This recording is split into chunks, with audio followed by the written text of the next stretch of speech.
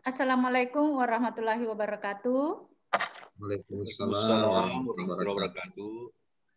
Bapak dan Ibu, calon guru penggerak yang saya hormati dan saya banggakan. Alhamdulillah kita bertemu pada hari ini. Apa kabarnya semua?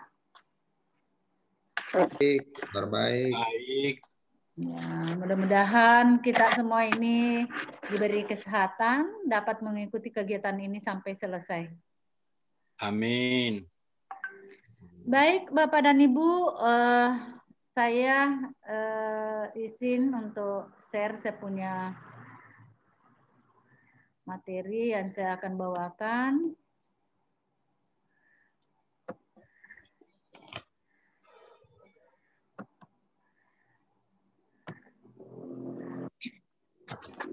Bagaimana, sudah kelihatan Bapak dan Ibu? Sudah. Sudah. Baik, Bapak dan Ibu yang saya hormati dan saya banggakan, untuk hari ini yang kita akan pelajari yaitu filosofi pendidikan Ki Hajar Dewantara dan relevansinya pendidikan di daerah. Bapak dan Ibu, sebelum mungkin saya lanjut, saya akan menyampaikan kembali, dan saya yakin dan percaya bahwa yang berkaitan dengan ini pasti Bapak dan Ibu sudah mendengar sebelumnya arahan-arahan yang berkaitan dengan ini. Namun sebelum masuk di materi, saya ingin kembali menyampaikan seperti apa itu filosofi pendidikan Ki Hajar Dewantara dan relevansinya di pendidikan di daerah. Yang pertama-tama mungkin saya perlu sampaikan bahwa kegiatan yang kita lakukan pada hari ini itu adalah merupakan program guru penggerak. Program guru penggerak ini bertujuan untuk menyiapkan para pemimpin pendidikan Indonesia masa depan. Siapa pemimpin Indonesia masa depan? Ini adalah Bapak dan Ibu semua selaku calon guru penggerak.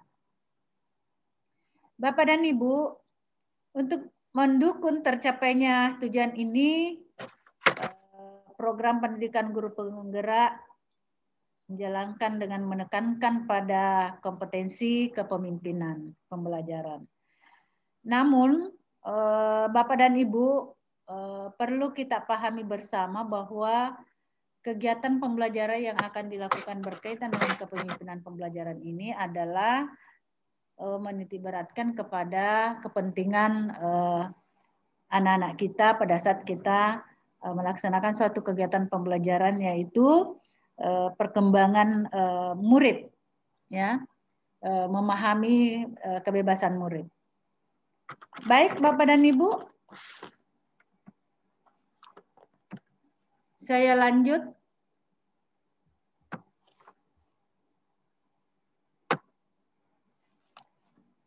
Komitmen belajar. Sebelum kita lanjut, ini ada beberapa yang mungkin kita harus taati bersama demi tertibnya kegiatan kita nanti sampai selesai. Yang pertama, semua peserta hadir 15 menit sebelum materi dimulai.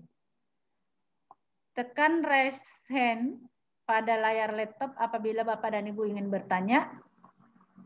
Semua peserta partisipasi aktif dalam diskusi, artinya diharapkan semua teman-teman, teman guru, calon guru penggerak aktif di dalam diskusi.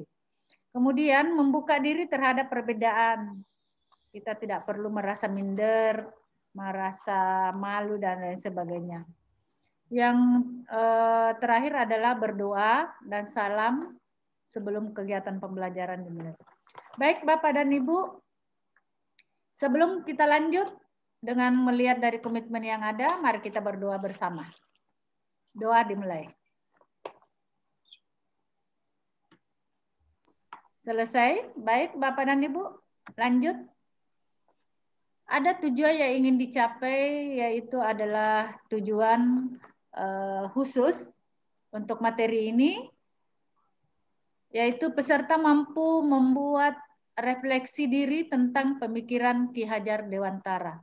Artinya, diharapkan kepada Bapak dan Ibu, calon guru penggerak, bagaimana bisa merefleksi diri tentang berkaitan dengan pemikiran Ki Hajar Dewantara. Selanjutnya, ini sebelum masuk pada materi inti yang akan kita pelajari, terlebih dahulu saya ingin kembali mengingatkan kembali bagaimana itu alur belajar merdeka. Alur belajar merdeka ini ada beberapa, yaitu mulai dari diri, eksplorasi konsep, ruang kolaborasi, refleksi terbimbing, demonstrasi kontekstual, elaborasi pemahaman, koneksi antar materi, dan aksi nyata. Bapak dan Ibu, dari sekian alur belajar merdeka, inti yang akan kita pelajari nanti, yang akan kita bahas itu adalah yang pertama, yaitu mulai dari diri atau mandiri. Nah, sebelumnya saya ingin menyampaikan juga Merdeka Belajar dan pandangan Ki Hajar Dewantara ini sesuai dengan pemikiran Ki Hajar Dewantara itu adalah merdeka belajar. Nah, apabila merdeka belajar ini terlaksana dengan baik, kita terapkan betul-betul bahwa akhirnya ini akan lahir namanya pendidikan karakter. Dari pendidikan karakter ini kita bisa lihat ini ada 3 hal yang mungkin kita hubungkan ya, yaitu pendidikan adalah proses budaya untuk mendorong siswa agar memiliki siswa merdeka dan mandiri.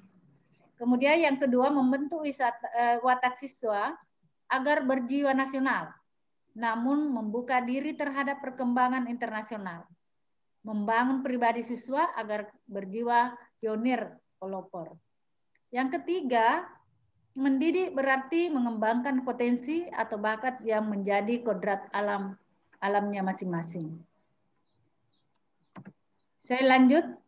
Nah, ini adalah inti daripada materi yang kita akan bahas ya, yaitu mulai dari diri.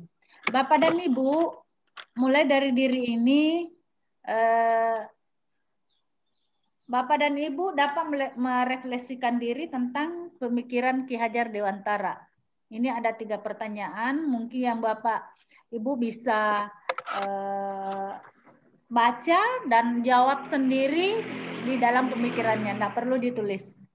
Ya.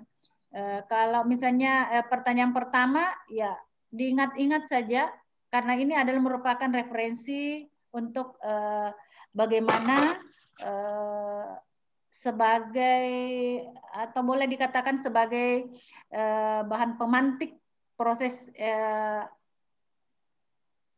refleksi dari kegiatan yang akan kita lakukan.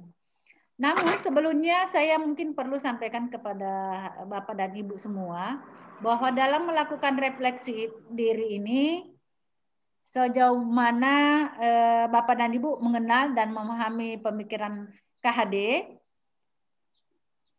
ini diharapkan kepada Bapak dan Ibu sejauh mana sudah sering mendengar kata-kata seperti Ingarso Suntolada, Ingmadia Mangungkarsa, dan Tuturi Handayani. Ini tidak lepas dari ini. Baik Bapak dan Ibu, dari referensi dari refleksi diri ini ada 3. Peristiwa apa yang membuat Anda merasa berkembang dan belajar sebagai seorang pembelajar setelah memahami pemikiran filosofi KHD? Siapa sosok guru yang menginspirasi Anda? Apa pengalaman yang paling berkesan bersama guru tersebut? Artinya ini kita kembali melihat dalam pelaksanaan kegiatan belajar di sekolah. Jadi ini tidak perlu ditulis ya Bapak dan Ibu, hanya cuma dibaca saja dalam pikiran kita supaya kita bisa ingat-ingat sebelum melaksanakan kegiatan kita selanjutnya.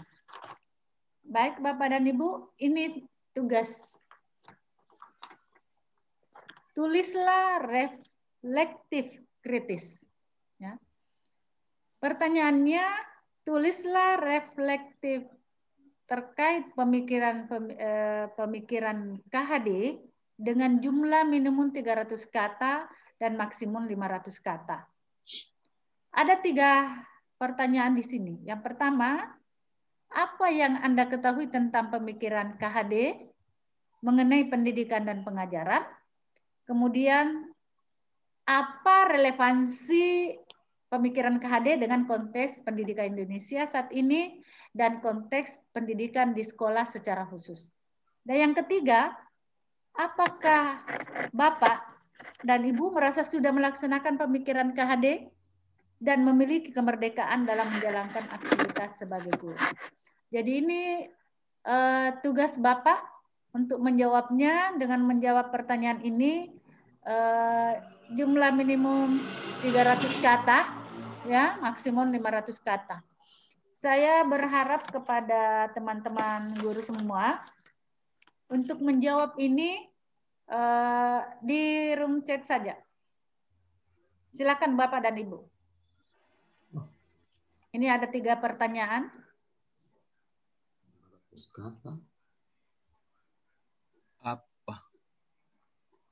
Apa yang Anda ketahui tentang pemikiran Ki Hajar Dewantara mengenai pendidikan dan pengajaran? Kemudian, apa relevansi pemikiran KHD dengan konteks pendidikan Indonesia saat ini? Dan konteks pendidikan di sekolah secara khusus? Kemudian, apa Anda merasa sudah melaksanakan pemikiran KHD dan memiliki kemerdekaan dalam menjalankan aktivitas sebagai guru?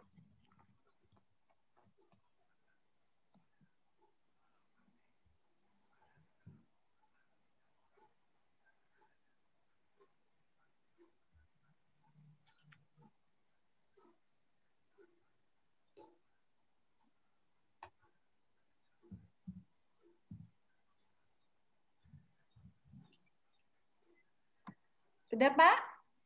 Sudah. Oke, Bapak dan Ibu.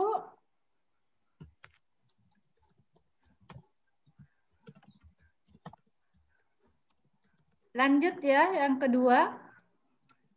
Tugas Bapak dan Ibu ini harapan dan ekspektasi. Artinya memiliki harapan besar, ya. Apa saja harapan yang ingin Bapak dan Ibu lihat pada diri Bapak sebagai seorang pendidik dan pada murid-murid Bapak dan Ibu setelah mempelajari ini?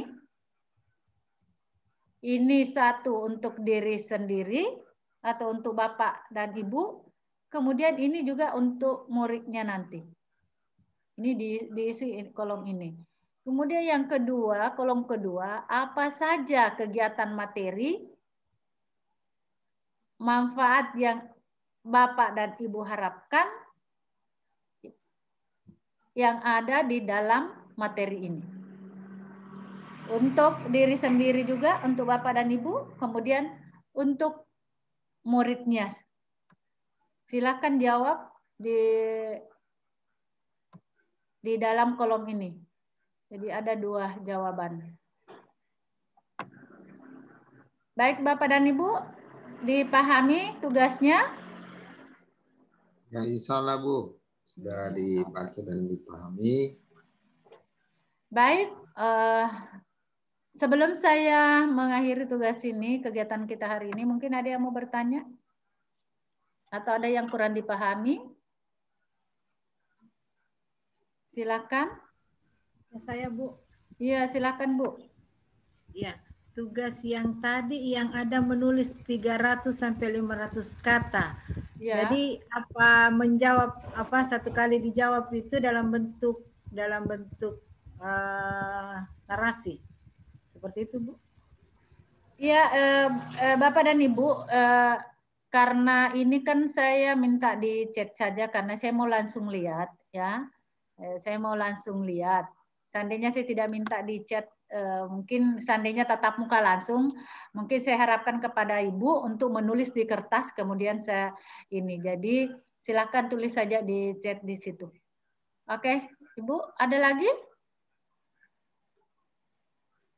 Kalau tidak ada, saya kira cukup sekian untuk pertemuan kita hari ini. Harap Bapak dan Ibu ingat tugasnya.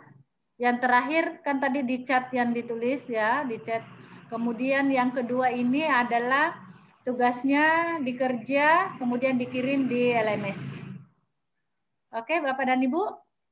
Baik, terima kasih. Mudah-mudahan pada hari ini apa yang kita pelajari ini dapat kita raih suatu manfaat dan berguna untuk kita semua. Saya kira demikian. Terima kasih. Assalamualaikum warahmatullahi wabarakatuh. Waalaikumsalam warahmatullahi wabarakatuh.